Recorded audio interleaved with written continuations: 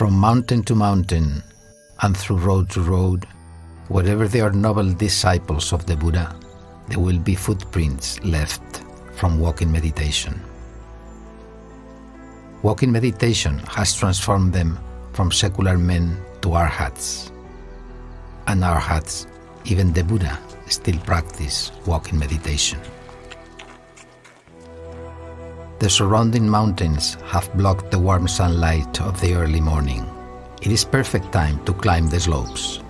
However, what really makes us feel sorrow is that, when confronted with the ever-rising mountains of delusions, if people do not make efforts to cultivate according to the Buddha Dharma, but simply rely on worldly toil, they will never eradicate sufferings and defilements. Today, in Vulture Mountain, Deer Park, and other sacred sites in India, people can still trace the original roadbeds on which the Buddha and his disciples practiced walking meditation. To facilitate walking meditation, the Buddha initiated to build walking meditation hall. Moreover, for the aging, sick, emaciated, and feeble disciples, the Buddha allowed them to hold a string as a handrail. To prevent the hands from being worn, a protective liner could also be placed over the rope.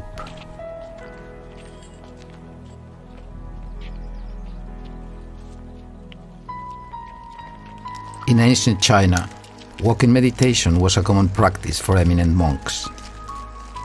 Even in the countries of Theravada tradition, this practice hasn't been forgotten since past time. Life cannot exist without walking. Thus, the ultimate liberation and walking meditation are inextricable. It's not enough to simply be a good person in the world if wishing to escape from transmigration. As there are not two identical mountains, there are not two identical thoughts, since the delusion of mind emerges and vanishes all the time. We cling to the thought that has already gone. We keep doing so and consider it real. The continuum of all thoughts of ordinary people forms the world.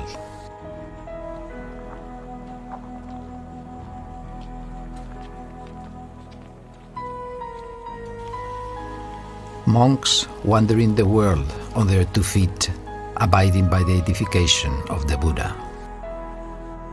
A backpack of approximate 15 kilograms and a monk's staff are the entire possessions of a wandering monk.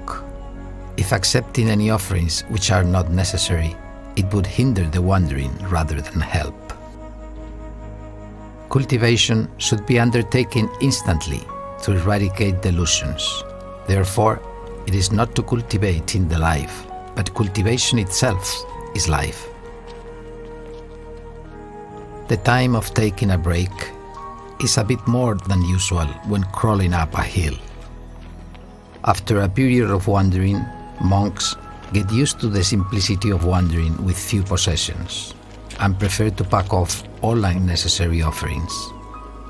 Eliminating the bind of money, obsessive substances, and a burden of estate only ensure the cultivation to be undertaken properly. Therefore, it's more than convenient to climb up over the mountains of delusions with such few possessions. In order to distribute more Buddhism books to the remote frontier regions, the weight of many monks' backpacks has been increased up to 25 to 30 kilos.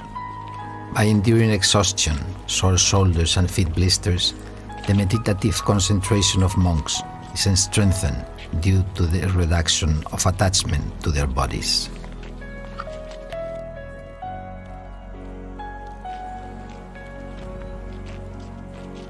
The cultivation of eradicating delusions will simplify the lives. The simplicity repeats itself day after day, as if walking back and forth on a winding road up a mountain, which looks repetitive, but its height is gradually increasing. Commentary on Walking Meditation by the Venerable Master Miao Xiang. 'Tis the beginning to gaze at a distance of a lying cow, with eyes down and a calm expression without seeking external conditions. Slowly adjust the breath and restrain the six senses. Enter into a state of mindfulness. With a natural swaying of arms and hands, content and detached is the mind. Lightly walk as stepping on soft cloud whence compassion arises from the heart. Slowly and leisurely, like the coming of a gentle breeze. Plant feet steadily without tiptoes up to keep the mind calm and balanced.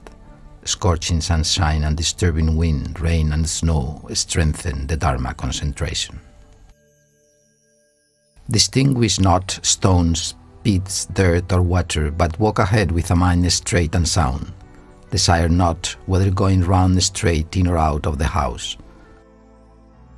Practice monthly, daily, hourly and minutely always to bring forth the merits. Chant Buddha's names, recite the mantra or pursue dhyana question as wished. When the mind is free from the appearances of light and motion, all dusts are swept away. Hence comes true practice where all thoughts of the self and deeds vanished. The way is obtained when nothing can be obtained. This comes the protection and praises from the Buddhas and Bodhisattvas in all 10 directions.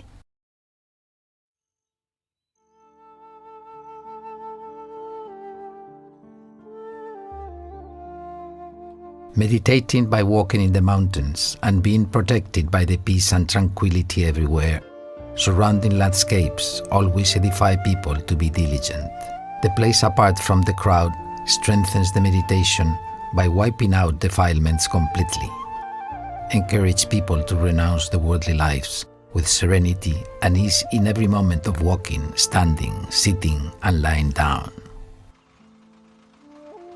Since no fetters suppress the mind, the hope of liberation becomes increasingly clear, and the arrogance has no chance to gain a foothold.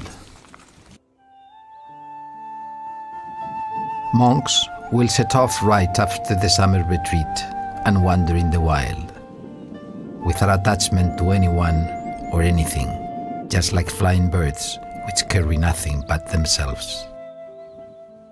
They don't cling to any trees where they have perched, or any marshes or ponds where they have foraged for food. They form no attachment or thoughts of owning, but believing that this is my tree or my pond. They will carry nothing away but their wings.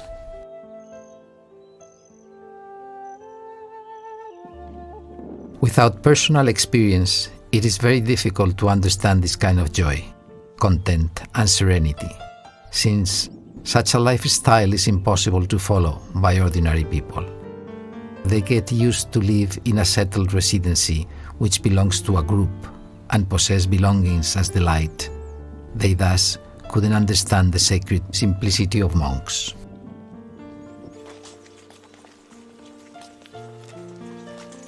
The life of a monk is marked by his simplicity and purity.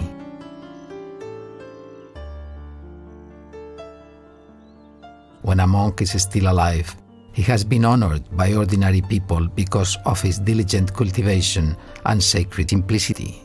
When he is dead, he will also be esteemed and praised by both human and celestial beings because his mind is already apart, far from everything in the world. Nothing is left but necessities for a bhikkhu.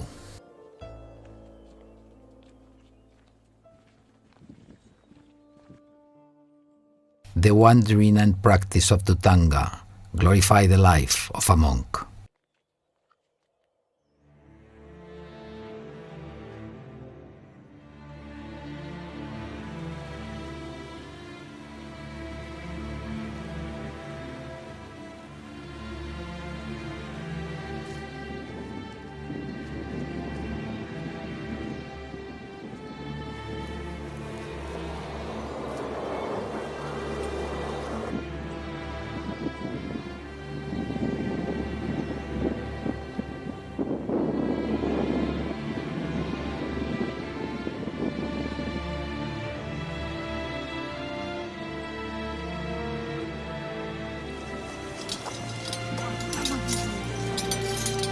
走到上面就好走了。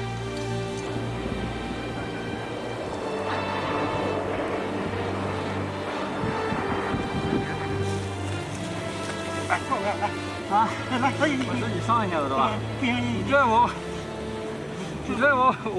我把我揍你啊！不是你别走，你这我走不了了，我这么爬到上去得了。快爬，当然走。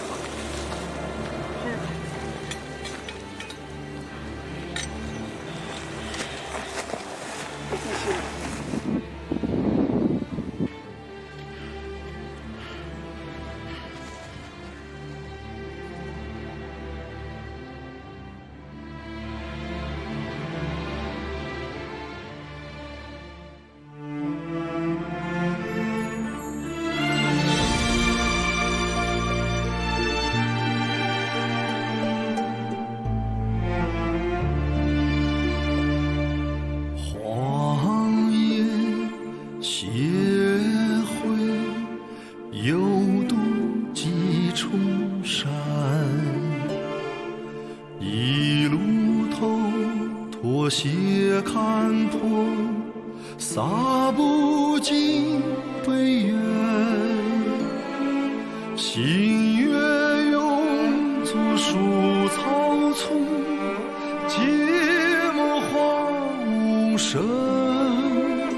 回望托钵千万壶，袈裟满相间。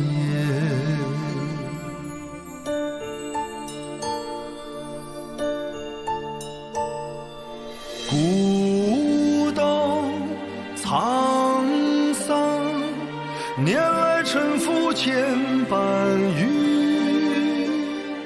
喧嚣不闻流根淡，模糊生死缘。关山万里，旧林在尘寰，任凭风雨寒。你把足迹写在大地上，传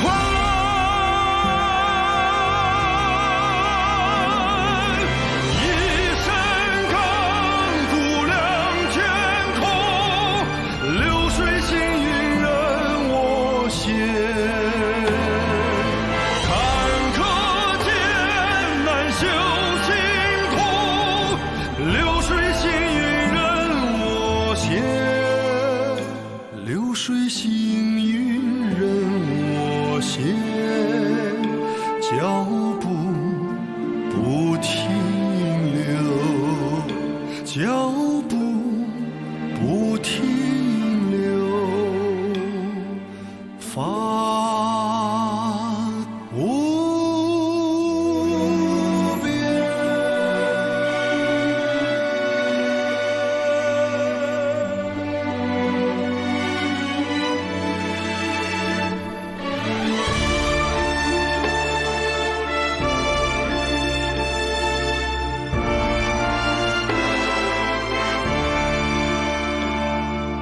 古道沧桑，年来沉浮千般语。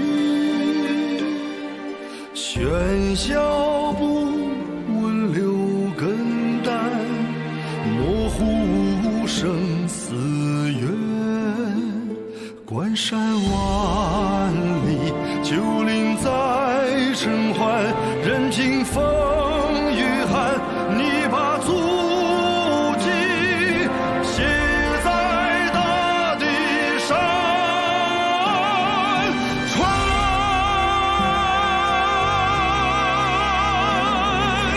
一身钢骨亮天空，流水行云任我行。